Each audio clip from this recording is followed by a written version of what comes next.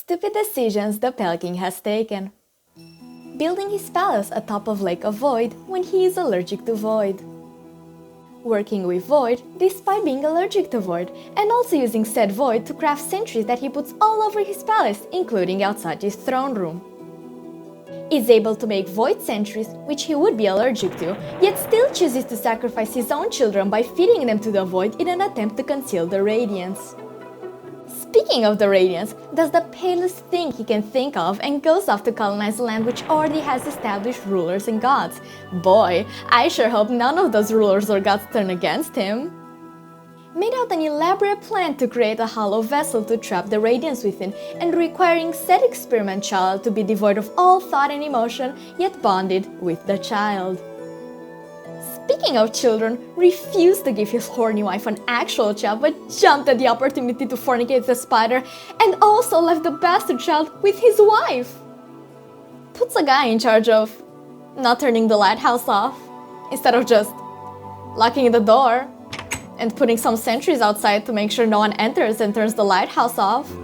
Instead puts a real bug inside the lighthouse to make sure it doesn't get turned off. Boy, I sure hope this bug won't turn the lighthouse off.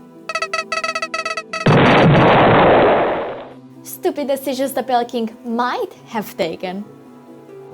Choosing a vessel based on whoever reaches the top of the abyss first. Now, if you're like me, this theory might have gotten so engraved into your brain by now that you've come to believe it as canon. But actually, this theory was made up by Reddit user u/goldenflowerfan, or rather Tumblr user Dragolur, where the theory was first posted.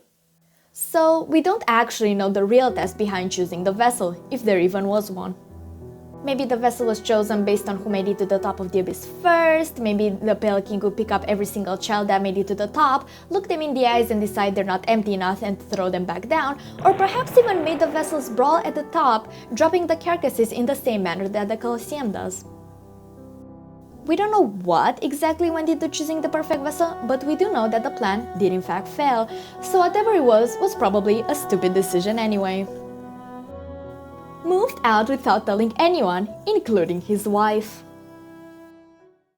There's very little information available about the Pale King, and the details of him moving his palace to the Dream Realm raises countless of questions, especially considering that his wife, the White Lady, who is still alive, remains in Hollow Nest instead of by her husband's side.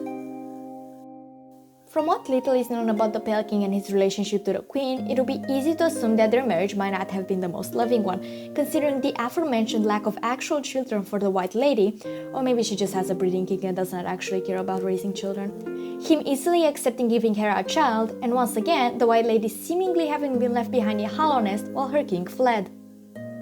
While we have no clues whatsoever as to what the Pale King felt for his wife, we do know that she bears feelings of love towards him and that she misses him, from which we could assume that they did in fact love each other dearly. It is also possible that the White Lady did feel anger towards the king upon him choosing to sacrifice all their children, and only forgave him as of recently, long after he'd fled Hollow Nest. I personally feel like the most likely possibility is that the White Lady willingly chose to stay behind as a backup plan. The White Lady exists within the game to give us half of the White Fragment charm and push us in the direction of getting the other half. Only with the White Fragment equipped would a vessel be able to face the place of their birth and change the fate of the kingdom by different means than which the Pale King planned for. The White Lady even says so herself that she had been waiting for a vessel to give them the fragment.